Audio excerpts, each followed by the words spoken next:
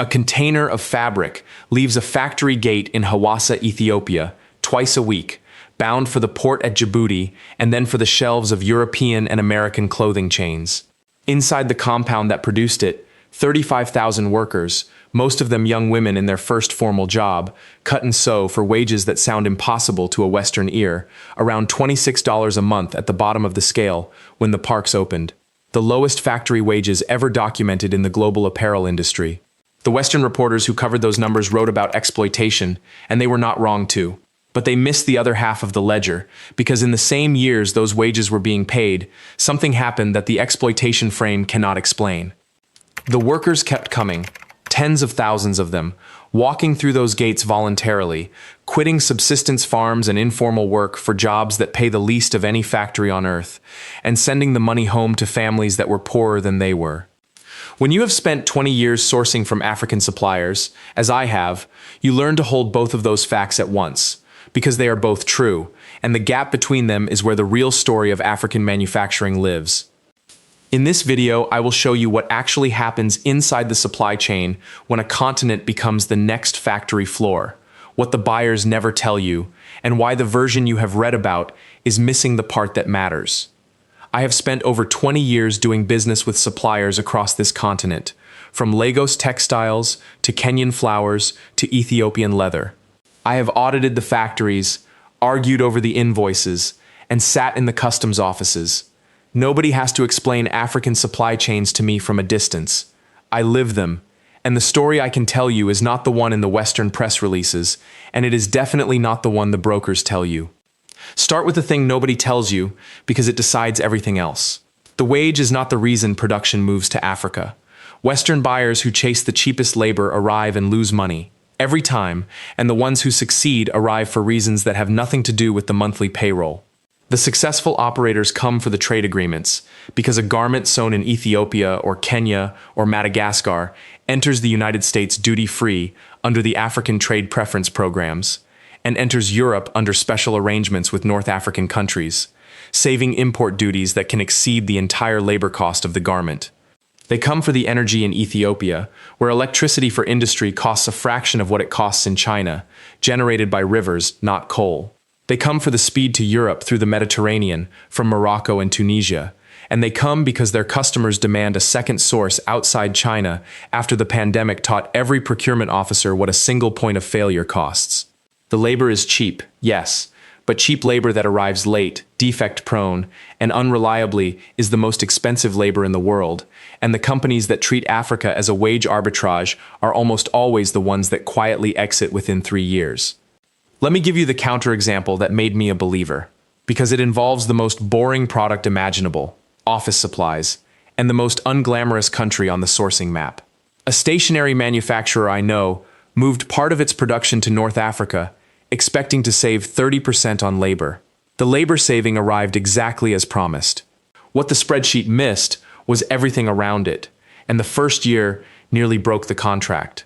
But by the third year, the plant was outperforming its Asian counterpart on delivery reliability, not cost, because the Mediterranean crossing takes 4 days versus 35 through the Suez and around Asia, and a 4-day supply line lets you hold almost no inventory.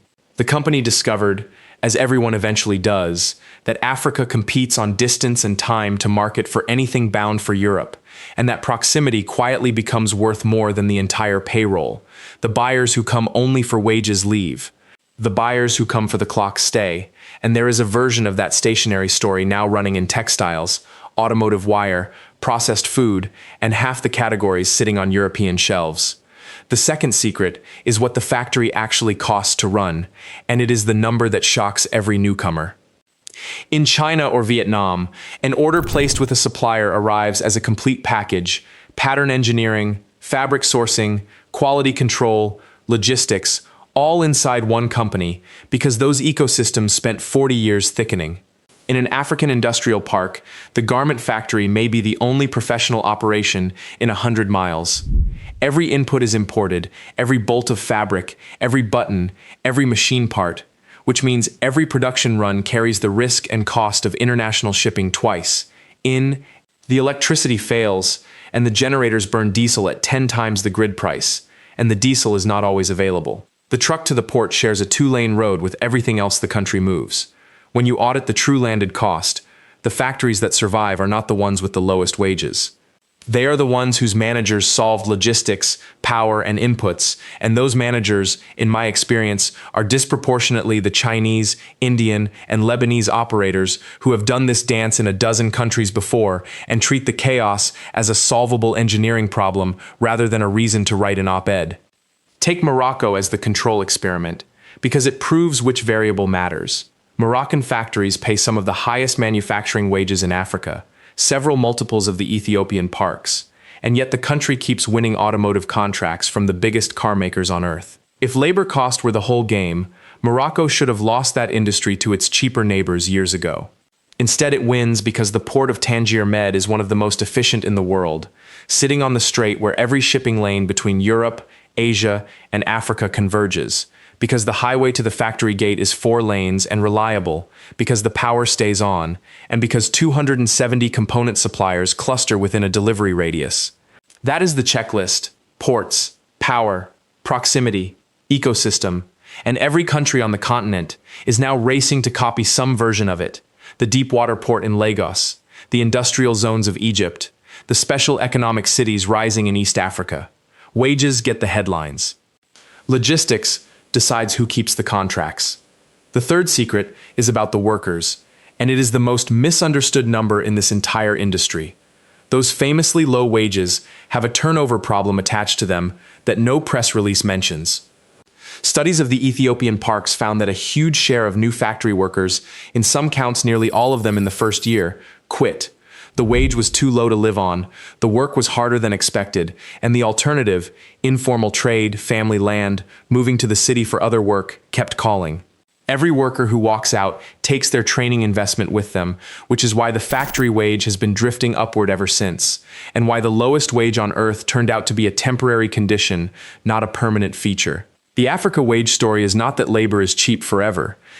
It is that labor was cheap for exactly as long as it took the labor market to organize itself, and the strikes, the unions, and the minimum wage boards are now doing what they did in every country before it. The continent is not a frozen pool of low-cost hands. It is a normalizing labor market moving through the same chapters everyone else moved through, faster. And there is a talent inversion happening on top of it that almost nobody budgets for. The best people in an African supply chain do not stay on the factory floor because the continent is short of exactly one thing more than it is short of money, and that is trained middle management. The production planner who learns the craft in an Ethiopian park is promoted within a year, poached by a Kenyan flour exporter the year after, and running a continental logistics operation the year after that, because there are 54 economies building industries at the same time, and every one of them is short of people who have done it before. If you are a buyer, this means your supplier best employee today is your supplier competitor tomorrow, and continuity depends on relationships deeper than the individual. If you are a young African professional, it means this is the best decade in a century to be entering operations, procurement, or trade finance, because the continent is building its industrial memory right now and paying premiums for anyone who holds it. I have never seen a labor market where experience compounds this fast, and I have operated through the rise of Asia, which was fast. Now bring this down to your level, because this is where the story becomes money in your pocket or money lost. If you source anything, the question of the decade is whether to move part of your supply chain to Africa, and the honest answer from someone who has done it is a set of conditions, not a slogan. Move if your product is labor tolerant and logistics light, apparel, simple assembly, agro-processing, because the ocean freight and inputs will eat you alive on high complexity goods. Move if you can qualify for the trade preferences, because the duty saving is often worth more than the entire margin. Move with a partner who has operated on the continent before, and pay that partner whatever they ask, because their Rolodex of customs officers and generator mechanics is the real infrastructure. And do not move if your business cannot absorb 6 months of chaos while the learning curve flattens, because the first 2 orders will be late, and the factory will be genuinely sorry, and being sorry will not help your delivery window. I have watched companies win enormously here, and I have watched companies lose everything here, and the difference was never luck, it was whether they respected the difficulty. One more practical note that no consultant will tell you for free, because it is worth more than the consulting. The single best early warning of a supplier about to fail you in a new market is not the audit, the certifications, or the factory tour they prepared for you. It is how they handle your first small problem. Place a deliberately minor order with a deliberately fussy requirement, a custom label, an awkward packing spec, something that forces 3 rounds of back and forth. The suppliers who answer fast, admit what they do not know, and push back honestly on what is unrealistic will carry you through the crises that matter. The ones who promise everything instantly are telling you how they will behave when the generator breaks and the port strikes, which is smoothly and falsely all the way to your missed delivery. Every experienced operator I know runs some version of this probe, and in 20 years it has never once lied to me. Africa rewards builders and punishes tourists, and the probe is how you tell them apart before the money moves. The quiet part, the one I can tell you because I am not selling consulting, is that the African suppliers themselves are playing a longer game than the buyers realize. The factory owner in Nairobi or Kigali knows the Western buyer will always chase the next cheap country, and so the smart ones are building for the regional market, not the export contract.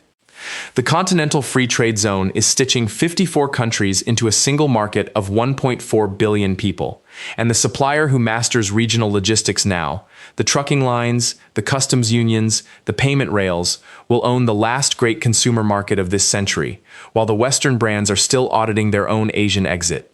I have started seeing it in my own payments.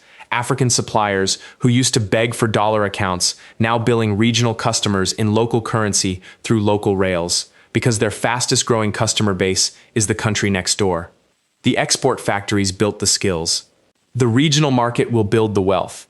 That sequence is exactly the one China followed, and almost nobody watching from outside has noticed it started. Because in the end, every factory wave in history has been narrated by outsiders, and the narration is always wrong in the same direction. The West looked at Japanese goods and saw junk, then at Chinese factories and saw sweatshops, then at Vietnam and saw risk. And every time the real story was the same, a learning curve, brutal at the bottom, that compounded into industrial capability the narrators eventually had to buy from. Africa is at the beginning of that curve, with the youngest workforce on Earth arriving just as every other manufacturing region runs out of one. The $26 month was not the story. It was the opening line of a story about wages that rise, suppliers that learn, and a market that grows into its own supply chain. The buyers who understand that are already placing their second and third orders. The ones who do not will be back in 10 years, paying full price for the insight. If you source from this continent already, tell me in the comments what surprised you most. I read everything. And if you want the supplier side of the story, from someone who signs the invoices, subscribe. That is what this channel is.